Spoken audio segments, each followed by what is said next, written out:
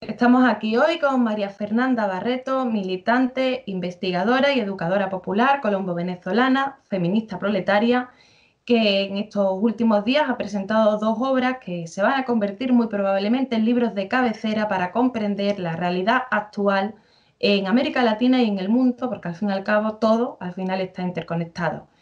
Muchas gracias por esta entrevista y bueno, de entrada, aparte del saludo, si deseas añadir algo más sobre esta pequeña biografía que hemos hecho sobre ti.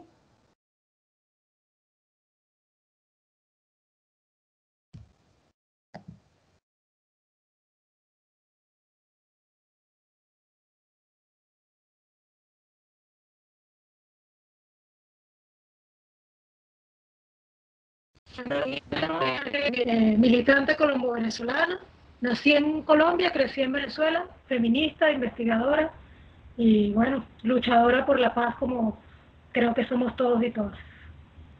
La paz con P mayúscula, como digo en mis textos, paz con justicia social. De hecho, hablaremos ahora de la paz. La primera de estas obras es el Manual para defender la revolución desde nuestra comunidad. Es un manual al que se puede acceder de forma gratuita a través de internet. Colocaremos debajo de esta entrevista el enlace para que lo podáis leer y estudiar. Y bueno, yo quería empezar porque ese manual lo has dedicado a Carlos Lanz, entonces me parecía importante también para que poner en conocimiento de quien no lo conozca quién es Carlos Lanz. Recordemos que está desaparecido desde el 8 de agosto y saber un poco también cuál es la situación actual al respecto de su situación. Bueno, de Carlos Lanz, desde el 8 de agosto hasta hoy no sabemos absolutamente nada. Los cuerpos de seguridad del Estado han permanecido en su búsqueda, la familia, los movimientos sociales, pero no sabemos absolutamente nada, no hay ninguna pista hasta ahora que nos conduzca a saber de su paradero. Lo que sí sabemos por todos los elementos es que fue víctima de una desaparición forzada y entendemos que Carlos, como defensor de la revolución bolivariana, pero además investigador de la guerra híbrida, de las operaciones psicológicas a las cuales ha dedicado grandes esfuerzos intelectuales en los últimos tiempos, y también militantes, porque hay que decir que Carlos nunca separó el trabajo de producción teórica de la militancia de base, digamos, ¿no? Entonces, esos temas son temas bastante delicados a los que Carlos se estuvo dedicando, sobre todo estos últimos años, a este tema de la guerra híbrida y de las operaciones psicológicas. Pero bueno, Carlos es un militante desde la década de los 60 y de hecho estuvo preso casi 13 años durante la Cuarta República. Va dedicado a él porque con Carlos fue que conocí la IAP, la Investigación Acción Participativa. Hace ya unos 27 años que Carlos me dio clases en un proyecto de educación popular que él comenzó, que era la formación de facilitadores populares. Allí durante un año nos estuvo enseñando cómo se trabajaba, se llevaba a efecto ese método Invedecor, que es un método de su autoría y que es el método que recomiendo en el manual para enfrentar ese avance contrarrevolucionario en nuestros territorios. Entonces, a él, a su lucha y también por el hecho de que la última vez que conversé con Carlos, las 2 últimas ocasiones fue que me llamó justamente para felicitarme por el manual, al que definió como un aporte muy importante a la defensa de la soberanía integral de la patria, y también porque yo le consulté esta definición que hice del método Invedecor y me dijo, como siempre decía él, ahora sí te grabaste de invedecorista, guarita. Entonces, bueno, por eso decidí dedicarlo a él, porque necesitamos seguir levantando la voz para que en el mundo se sepa que Carlos Lanz Rodríguez está desaparecido, que es víctima de desaparición forzada y que nosotros y nosotras seguimos esperando que aparezca pronto y vivo, por supuesto. Que así sea. Viéndonos al manual, el manual lo divides en dos partes. Una primera parte son las claves, era visibilizar, conocer, saber, ubicar y diagnosticar. Y en la segunda parte es la parte, digamos, de dar solución a través de la organización, investigación, comunicación, educación y resistir, ¿no? Resistencia. Con respecto a la primera parte, actualmente efectivamente estamos hablando de unos contextos de guerra híbrida bastante más desconocidos. La gente cuando tiene la idea de guerra imagina a dos ejércitos enfrentándose en un campo de batalla, no piensan que hay otras modalidades de violencia que se perpetran hoy contra los distintos pueblos. Y el caso de Venezuela, de hecho, es un caso especialmente significativo y también incluso referencial para poder entender cómo se desarrolla esto. ¿Cómo empiezas esa investigación, sobre todo de esa primera parte, de intentar identificar el problema y cómo fue ese proceso? Bueno, mira, esta investigación es una investigación-acción participativa. Yo trabajé durante poco más de una década en la frontera entre Colombia y Venezuela, además de que tengo ambas nacionalidades, ambas culturas, y me preocupo por recoger ambos acumulados históricos de lucha, ¿no? Yo trabajé 10 años en la frontera, fui servidora pública, sobre todo estos años estaba vinculada al Ministerio del Poder Popular para la Agricultura y Tierras, por lo que trabajé sobre todo con comunidades campesinas y pescadoras, y en estas comunidades campesinas es justamente donde más se siente el impacto directo del desplazamiento forzado de las comunidades colombianas que llegan huyendo de la violencia hasta Venezuela. Entonces allí digo yo siempre que conocí más a Colombia desde esa realidad de frontera que desde las ciudades colombianas donde había estado antes, porque hay una guerra en Colombia que las corporaciones mediáticas han logrado invisibilizar a la gente que habita en las grandes ciudades, y que justamente la lucha de la resistencia colombiana, de la izquierda colombiana, es a romper con esa invisibilización. Entonces, en esa década de trabajo en la frontera, tuve que encontrarme con estos actores del paramilitarismo colombiano. Tuve que conocer, digamos, en la práctica de esa invasión sistemática que se está dando todavía desde Colombia sobre el territorio venezolano como parte de un proyecto contrarrevolucionario, como parte de esa guerra híbrida.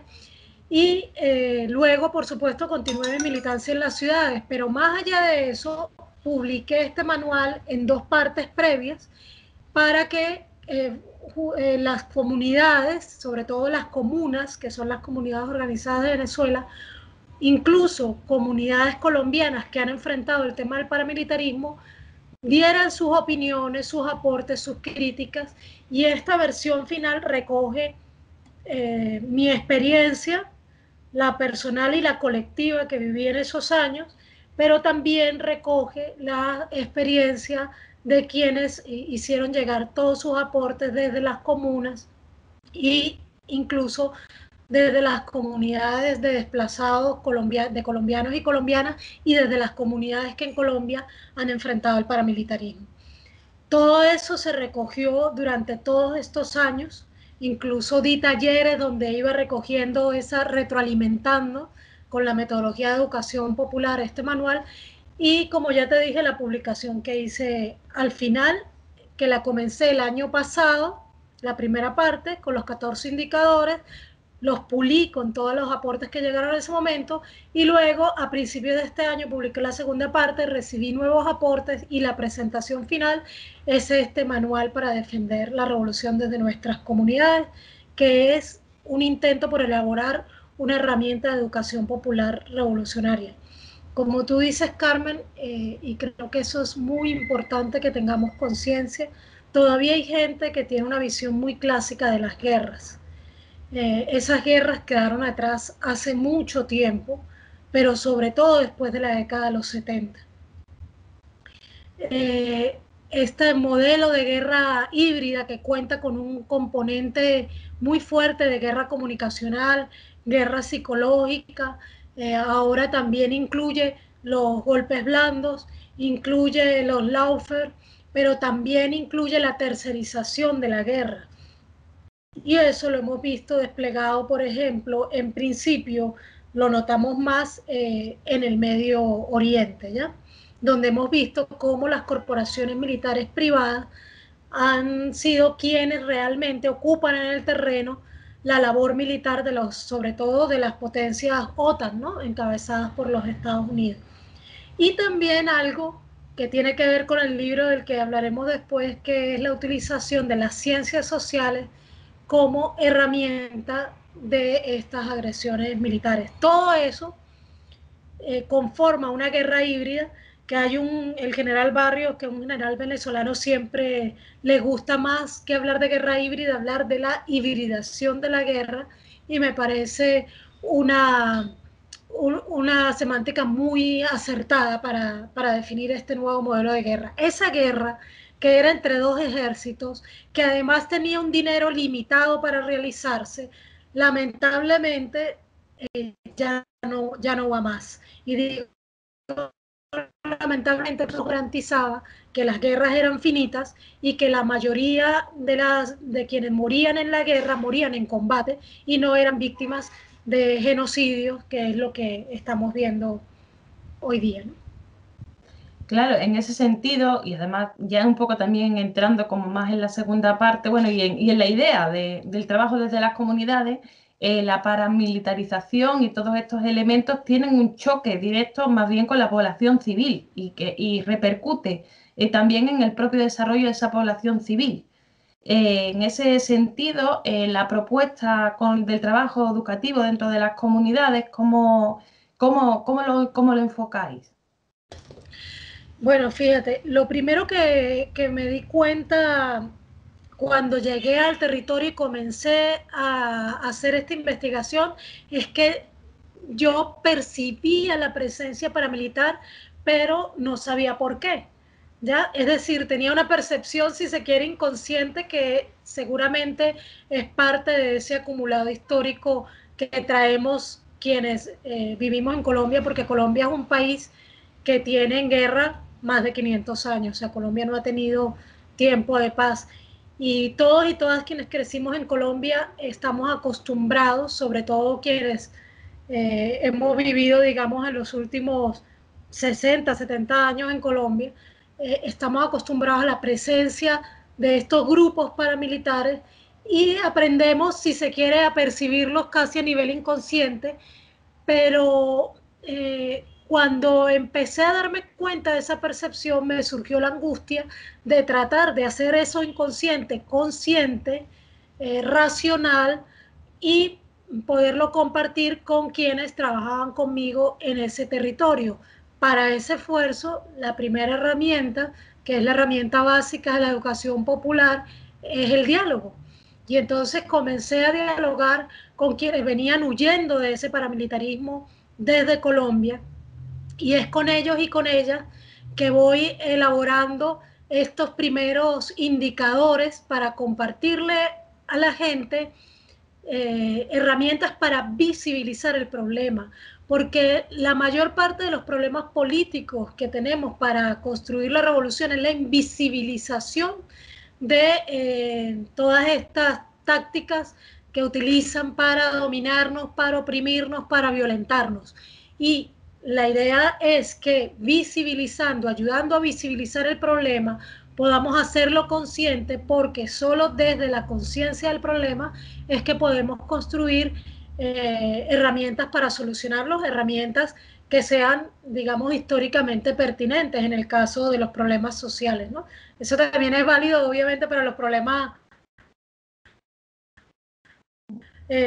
y psicológicos, pero en este caso que estamos hablando de un problema social tan complejo como la guerra híbrida, como el paramilitarismo, como tú lo señalabas, Carmen, el paramilitarismo no solamente es un proyecto contra insurgentes, no solamente es un proyecto de apoyo a las economías ilegales del capitalismo, sino que también es una herramienta de terrorismo contra el pueblo para garantizar su subordinación a los intereses de las clases dominantes. Entonces allí fue como, así fue más o menos como lo concebí. No sé si eso responde la pregunta. Sí. Bueno, hay otro elemento que es con respecto también a la propia construcción de los procesos dentro de Venezuela y hablas del fortalecimiento del Estado comunal. ¿Podrías explicarnos un poco al respecto de esto? Sí, esta nueva forma de Estado que Chávez nos dejó como tarea, que la concibe el chavismo, cuya célula fundamental son las comunas, es un Estado que está en construcción en Venezuela y que compite con el Estado liberal burgués, que es el que todavía tenemos en el país, ¿no? Es decir, estamos en este momento, como diría Gramsci, en ese momento histórico en el que lo viejo no termina de morir y lo nuevo no termina de nacer, pero estamos empujando a que esto nuevo nazca y eso se empuja, si bien ciertamente desde el gobierno abriendo espacios de participación y protagonismo para estas comunas, desde la legalidad con la Constitución Nacional de la República Bolivariana de Venezuela y las leyes, pero por sobre todo se empuja desde los territorios. Y es esa construcción de ese Estado comunal el que planteo aquí en este manual, que va a garantizar que el pueblo pueda realmente ejercer el control soberano que le corresponde en todo el territorio nacional. Porque lo que nos ha demostrado la experiencia, sobre todo en este caso en Colombia, es que el paramilitarismo se asienta sobre todo donde no hay ninguna forma de construcción de Estado, ¿ya? Viene a llenar vacíos de poder, digamos, ¿no? Vacíos de poder que el mismo proyecto capitalista va creando para ellos, por cierto. Pero justamente por ello es que hacemos énfasis en que la organización popular en los territorios debe fortalecerse para impedir que ese paramilitarismo llegue a nuestros territorios o si está, avance dentro de nuestros territorios. En ese sentido, en una guerra no convencional como son las de ahora, donde el pueblo es partícipe directo, hay que hacer también partícipe directo al pueblo de esa resistencia. Por supuesto, y en Venezuela eso no hay ni que decirlo. Realmente la resistencia popular recae sobre nuestros hombros fundamentalmente. Es decir, si tenemos un gobierno bolivariano, si tenemos una Fuerza Armada Nacional Bolivariana que no ha roto el hilo constitucional, ni siquiera se lo ha planteado como fuerza, es justamente porque hay un pueblo venezolano muy resistente y muy luchador que con el proyecto, enamorado del proyecto chavista, que a pesar de todas las dificultades, pues bueno, sigue resistiendo. Y es por ello que lo que hago no es inventar el agua tibia, sino convocar a lo que Chávez nos convocó, a seguir avanzando en la construcción del Estado comunal.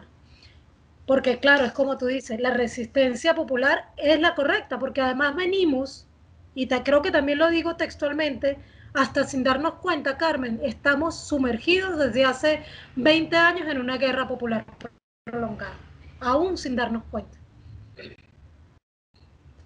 Bueno, si deseas añadir algo más, de todas formas no quiero que seguir comentando cosas porque lo interesante y lo que se debe hacer es ir al manual, que además se puede conseguir de forma gratuita, se lee rápido, es interesante, así que lo recomiendo. Pero si deseas añadir algo más antes de pasar a analizar el siguiente texto.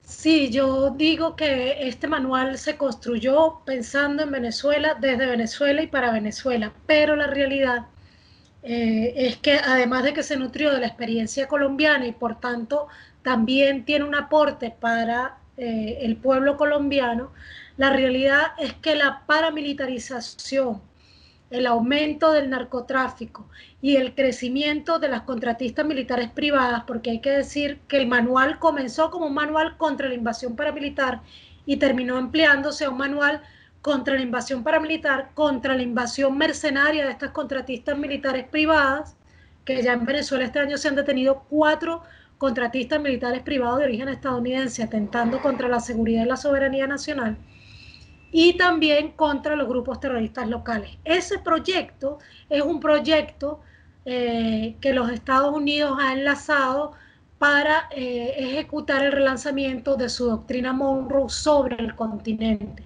Por lo tanto, si bien es cierto que está pensado para Venezuela, yo creo que puede ser útil desde cualquier país de nuestra América para que se lo apropien, por supuesto, lo contextualicen, lo adapten a su propio contexto histórico, pero pienso que le puede ser muy útil al resto de los pueblos de nuestra América para enfrentar el relanzamiento de la doctrina Monroe, porque ya hemos visto cómo está emergiendo ese paramilitarismo. Por supuesto, en Mesoamérica tiene muchos años, pero también lo vimos fortalecido después del golpe en Bolivia, por ejemplo, porque también lo hemos visto aparecer en Chile. Y es muy importante que aprendamos a identificarlo desde cuando está surgiendo para, en lo posible, evitar que siga creciendo ese proyecto dentro de nuestros países, porque ese proyecto de paramilitarizar, de aumentar el narcotráfico, de aumentar la presencia de compañías militares privadas y de crear sus propios grupos terroristas locales, es parte del relanzamiento de la doctrina Monroe, y los Estados Unidos lo tiene pensado para todo el continente nuestro americano. Pues yéndonos al segundo texto, que también compartiremos el enlace donde se puede solicitar para obtenerlo desde cualquier parte del mundo, o sea que no hay ningún problema. Es titulado Nuestra América en palabras, 10 entrevistas para comprender la guerra y construir la paz. Y es una compilación de 10 entrevistas donde se indaga sobre las causalidades, como muy bien explican, si no recuerdo mal, era el prólogo de Atilio Borón, ¿no? Sí, está el prólogo de Atilio Borón y la presentación de Alejo Brignole, que creo que fue la que te envié. Bueno, pues no sé exactamente de dónde bien, pero bueno, es una indagación sobre esas causalidades de las que ya estamos hablando desde una perspectiva más amplia, donde analiza también cómo eso ha afectado a la región entera e impide esos procesos emancipatorios y que estos que obstaculizan también el propio desarrollo de esos pueblos. Sobre este libro, la primera pregunta es si se construyó solo o fue intencionado. Es decir, ¿fuiste buscando esas 10 entrevistas o un poco encontrándote con esas personas decidiste construir el libro? No, mira, tal como lo explico en la introducción, fue bastante conducida. Incluso en la introducción cuento que, que la conducción fue casi inconsciente porque, bueno, léanlo ahí, hubo un suceso mientras yo estudiaba la doctrina militar nueva, para entonces nueva, las fuerzas militares colombianas, llamada la doctrina Damasco, que por cierto ahora está en crisis y en el tapete. Mientras estaba estudiando esa doctrina, me encontré con un proyecto del Pentágono, un proyecto que por cierto es mundial, no solamente sobre nuestra América, que se llama Iniciativa Minerva. Al encontrarme con esa iniciativa Minerva y tratar de ver si había un vínculo, ¿ya? Se comenzó a abrir una nueva línea de investigación que tiene que ver justamente con esta guerra híbrida, que no era una línea de investigación que yo tenía como tal hasta el momento, pero que a partir de ese momento se convirtió explícitamente en una línea de investigación relacionada con la guerra híbrida, la privatización de la guerra y, por supuesto, en la línea que vamos a entrar para las próximas investigaciones también, que es el narcotráfico. Entonces, en este libro, la primera entrevista es la que mencioné, una que hice con el antropólogo mexicano Gilberto López y Rivas sobre el proyecto de investigación Minerva, que es un proyecto que se centra en el uso militar de la antropología y de la geografía, similar a otros proyectos como el Plan Camelot, que ya tuvo antes también el Pentágono sobre nuestras universidades. Y ahí Gilberto nos habla de la vinculación entre las universidades y los aparatos de inteligencia estadounidenses dentro del proyecto imperialista. A partir de ahí, entonces, entrevisto también a Luis Brito García, que es un grandísimo intelectual venezolano, si no el más, para mi juicio, un intelectual muy completo venezolano. Y lo entrevisto porque él escribió un libro sobre la invasión paramilitar sobre Venezuela que se llama Operación Daktari. Después entrevisto a un refugiado colombiano que estuvo secuestrado por los paramilitares durante 40 días, que es Gilberto Torres. Gilberto pasó 40 días en la selva secuestrado por los paramilitares por ser dirigente de la Unión Sindical Obrera, que es el sindicato, digamos, vinculado al tema petrolero en Colombia, y pasó 10 días de esos metido en un pozo, encadenado y torturado. Entonces, Gilberto sobrevive a todo eso, sale a Europa, específicamente al Estado español, y después trata de regresar a Colombia, lo amenazan de nuevo, amenazan a su familia y se ve obligado a venir a Venezuela a pedir refugio. Aquí obtiene el refugio y a raíz de ese refugio también es que yo lo entrevisto para que nos narre su experiencia, ¿no? También está allí entrevistado en ese libro el hijo del comandante Carlos Fonseca Amador, que es Carlos Fonseca Terán. Carlos Fonseca Amador, comandante histórico del Frente Sandinista de Liberación Nacional, y él nos habla de esa misma guerra híbrida, pero en este caso contra Nicaragua, ¿ya?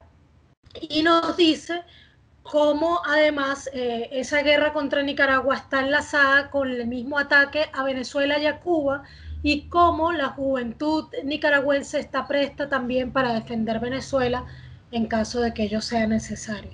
Después entrevisto también a Rogelio Polanco, que para entonces era el embajador de la República de Cuba en Venezuela, y él nos habla de otro aspecto de esa guerra híbrida, que es la activación del capítulo 3 de la ley Helms-Burton contra Cuba, o sea, la agudización del bloqueo criminal de Estados Unidos contra Cuba.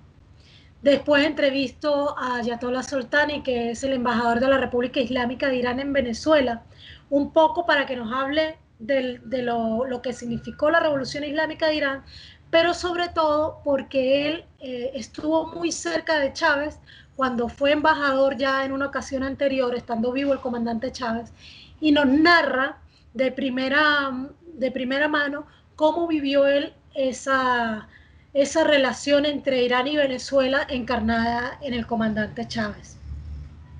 Está también una entrevista al economista argentino Claudio Katz.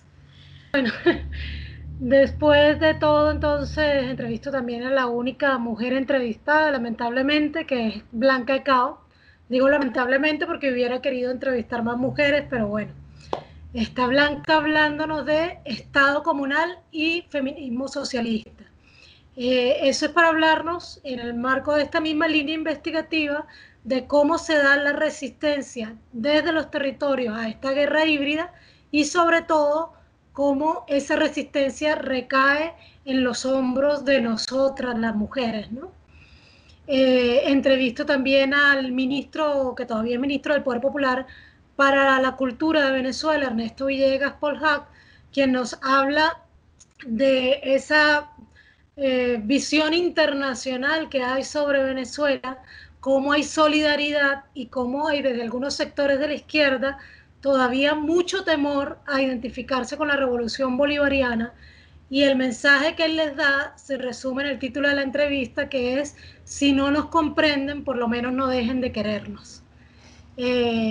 Entrevisto, ya creo que para terminar, no sé si he olvidado algún entrevistado, pero como tú dices, ahí está el libro. Para terminar, tengo ahí una entrevista exclusiva al jefe de la Delegación de Paz del Ejército de Liberación Nacional de Colombia, Pablo Beltrán. El comandante Pablo Beltrán nos da una visión de la relación entre Colombia y Venezuela desde una organización guerrillera que ha hecho vida durante 6 décadas prácticamente en esa frontera, en esa línea fronteriza. De modo tal que nos aporta datos muy interesantes sobre eso, sobre la presencia de las fuerzas militares estadounidenses en Colombia, sobre la presencia de las contratistas militares privadas en Colombia, y sobre el modo en que se realizan las agresiones sobre Venezuela también en el marco de esa guerra híbrida. De modo tal que son 10 entrevistas que responden todas a la misma línea de investigación. Y lo mejor del libro es el prólogo de Atilio Borón, sin lugar a dudas, que van a encontrar ahí en ese libro que se llamó Nuestra América en Palabras, 10 entrevistas para comprender la guerra y construir la paz con P mayúscula, que es el objetivo estratégico de todo mi trabajo en general, pero en este caso el trabajo de producción intelectual. Y en ese sentido, lo has dicho antes, pero por si quieres profundizar, la paz, que has dicho la paz acompañada de qué justicia social, o sea, cómo se construye la paz y qué es la paz. O sea, porque a veces la paz es un término que se usa mucho, pero que no nos paramos a reflexionar mucho sobre él. Sí, bueno, esa definición además la puse dentro del manual, ¿sí? Allí lo van a encontrar incluso con un título que dice qué es la paz y para qué nos sirve. Justamente porque este trabajo de educación popular, que es el manual para defender la revolución desde nuestros territorios, trata de hacer consciente y plasmar en palabras cosas que a veces sabemos, pero que no nos hacemos conscientes ni de cómo expresarlo, ni de todos los aspectos que implica, y si no tenemos eso consciente, pues se nos va a hacer más difícil construirlo. De modo tal que ahí mismo señalo que hay una diferencia muy grande entre la paz y la pacificación. El Estado colombiano, por ejemplo, en este momento habla de que en Colombia hubo un giro hacia la paz, pero en Colombia lo que ha ocurrido, sobre todo después de la firma de los acuerdos, es un proceso de pacificación. Y la pacificación y la paz son muy diferentes, porque la pacificación implica la derrota de un enemigo a quien obligas a someterse, y es una paz lograda por la fuerza, que es así como el Estado colombiano, y eso te lo puedo decir justamente investigando la doctrina de Damasco. Tú veías como dentro de las fuerzas militares la firma de los acuerdos de paz con la FARC, ellos, los militares, la interpretan como el producto de una derrota militar hacia esa organización, que para entonces era la más grande organización guerrillera de Colombia. La paz que planteamos, la paz con justicia social, implica paz desde el punto de vista jurídico, por supuesto, pero también implica, perdón, justicia desde el punto de vista jurídico, pero también implica justicia desde el punto de vista social, justicia desde el punto de vista político. Una paz que no se construye, por ejemplo, sobre un proceso de participación popular donde las mayorías puedan ser realmente protagónicas, una paz que no se construye dentro de la posibilidad de las mayorías de acceder a los recursos, no solo los mínimos para subsistir y reproducir la fuerza de trabajo, sino los recursos mínimos para lograr esa suprema felicidad social. Esa no es una verdadera paz, esa es solamente la paz que se obtiene de la resignación, del sometimiento, y es por ello la diferencia que yo trato de hacer siempre entre paz y pacificación. En ese sentido, también, volviendo un poco también al principio de la entrevista, es muy difícil cuando no hay justicia social, cuando la gente está en una situación de necesidad, evitar, por ejemplo, que ese pueblo desesperado se corrompa y caiga en el narcotráfico, caiga en grupos paramilitares. Ahí está. ¿Cómo se enfoca la cuestión de que la justicia social también impide el desarrollo de incluso de esa paz más cotidiana o que se puede ver dentro de esas corruptelas más cotidianas como es el narcotráfico, como son o es el proxenetismo, la prostitución y otra serie de elementos que van muy relacionados con la necesidad social, ¿no? Con la necesidad de tener tus coberturas, ¿no? Sí, bueno, eso está un poquito desarrollado en los 14 indicadores. Sin embargo, es muy interesante lo que tú planteas porque, por ejemplo, yo creo que el contrabando creo que existe desde que existen las fronteras que delimitan el paso de las mercancías de un lugar para otro, ¿no? Entonces hay economías ilícitas que por supuesto van avanzando sobre la base de las necesidades que el propio capitalismo genera, porque un mito, primero que habría que derrotar, es que el capitalismo necesita, sí necesita de las economías ilícitas para crecer, no solamente para subsistir, sino también para crecer y avanzar. Es decir, el capitalismo, por ejemplo, sin el narcotráfico y el lavado de capitales, no tendría un lubricante fundamental que le es imprescindible para poder crecer como capital y crecer en dominación sobre el mundo. Entonces, este sistema se encarga de crear esa necesidad y estoy descubriendo la agua tibia porque en general la pauperización de quienes lo único que tenemos para llevar al mercado es nuestra fuerza de trabajo, pues es lo que nos obliga a vender nuestra fuerza de trabajo al mal pago que nos ofrecen.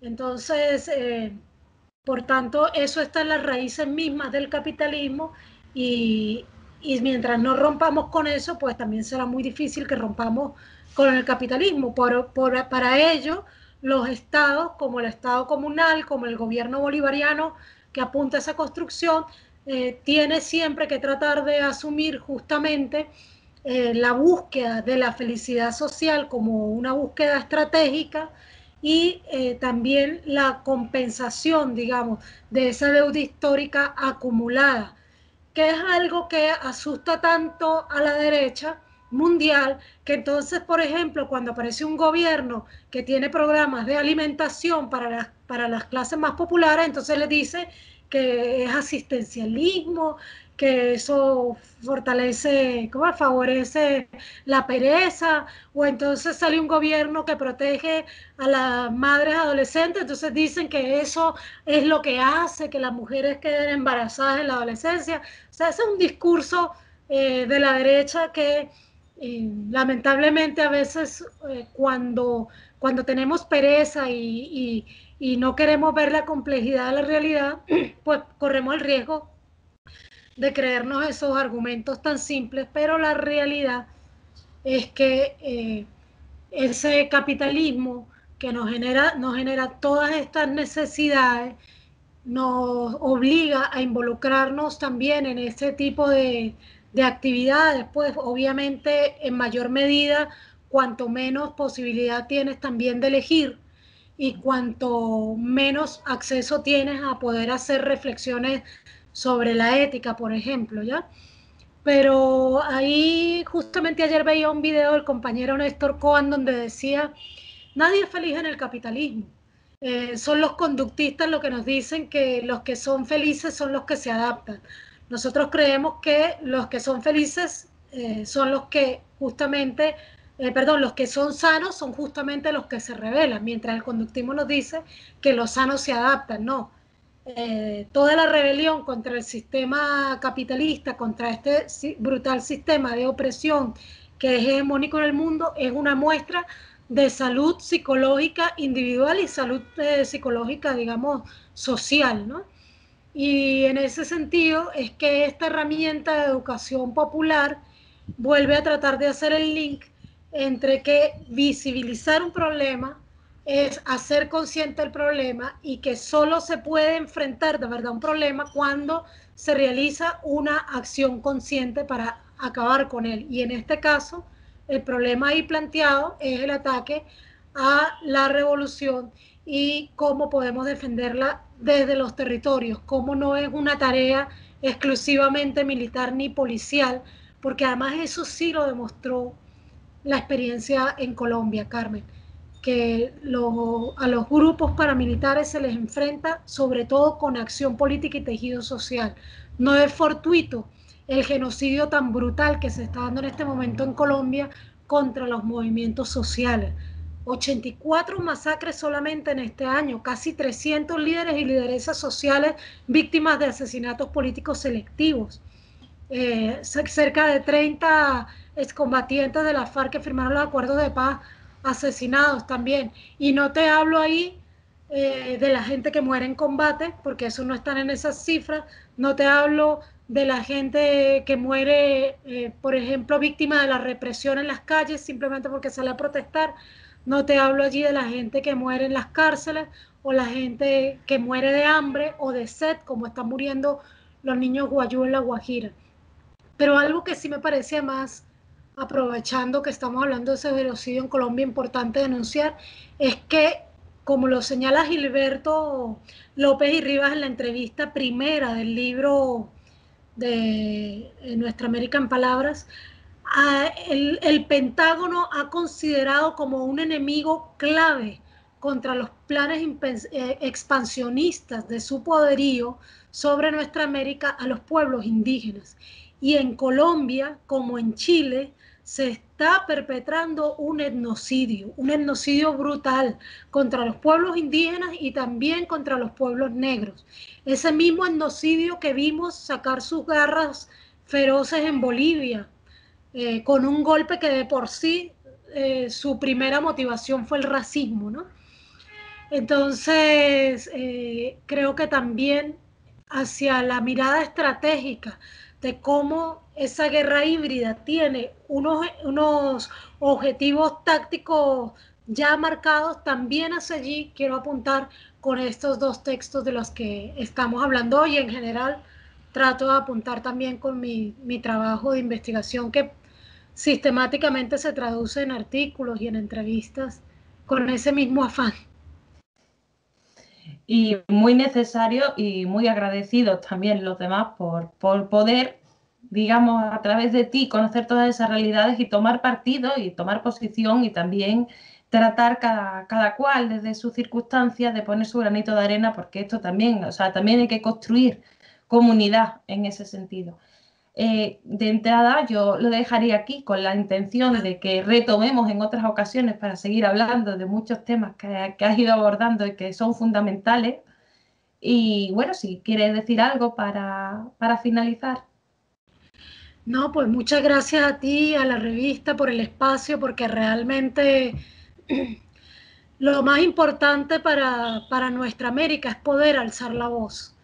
Y cada espacio que se nos da a quienes luchamos desde América Latina y el Caribe, desde el sur global incluso, para llegar al mundo entero y en particular en este momento al Estado español, que sigue teniendo una visión colonialista también sobre nuestra América, de la que podemos hablar en otras ocasiones, pero de la que yo siempre me acuerdo cuando vienen aquí los súbditos de su majestad a darnos lecciones de democracia y a decirnos cómo es que se lleva una democracia, cómo deberíamos llevar la democracia en Venezuela. Pues de eso podemos hablar en otra ocasión. Pero para Y de nosotros, cómo no la saben llevar en España también. Digo que claro, es tantas que lecciones que da. sí, es que además cuando digo súbditos de su majestad, para mí ya lo dije todo. ¿Qué lección de democracia nos puede dar quien viene de una monarquía, así sea constitucional, pero monarquía al fin? En América Latina y el Caribe, cuando tú dices un rey, una reina, uno dice, bueno, ¿y quién era la bruja? ¿Y la princesa dónde está? Porque para nosotros y nosotras eso solo pasa en cuentos de hadas. Y por lo poco que yo veo de noticias del Estado español, que no son pocas la verdad, pero veo, no me parece que vivan en un cuento de hadas. No, no precisamente. Entonces, bueno, de eso podemos hablar en otra ocasión, pero lo que quería decirte es que es muy importante para mí como ser colectivo, para nosotros y para nosotras, el espacio que nos brindan para llegar con todas estas denuncias y todas estas ideas. Y bueno, el internacionalismo proletario no solamente, como decía el Che, no solamente es, es algo que todos debemos ejercitar, sino que además realmente es una necesidad para nuestros pueblos y eso incluye también a los pueblos del norte. Aunque España realmente viene a ser el sur de Europa, pero también es Sí, tema de conversación. aquí tenemos como somos agente doble, tenemos un poco Sí, las dos funciones. Bueno, pues te invito a que pronto nos volvamos a encontrar y sigamos abordando temas y muchísimas gracias. Y bueno, a los que nos estén viendo recomendamos que que miren en internet el manual y que aparte se busquen la manera de conseguir este libro excelente de esas 10 entrevistas que nos van a ayudar también a comprender, porque sin comprender no podemos actuar y necesitamos, por supuesto, como bien ha dicho María Fernanda, necesitamos ser conscientes de esa realidad para poder aplicar después un remedio, ¿no? Muchas gracias y bueno, y hasta Gracias, pronto. un beso grande y siempre a la orden, Carmen.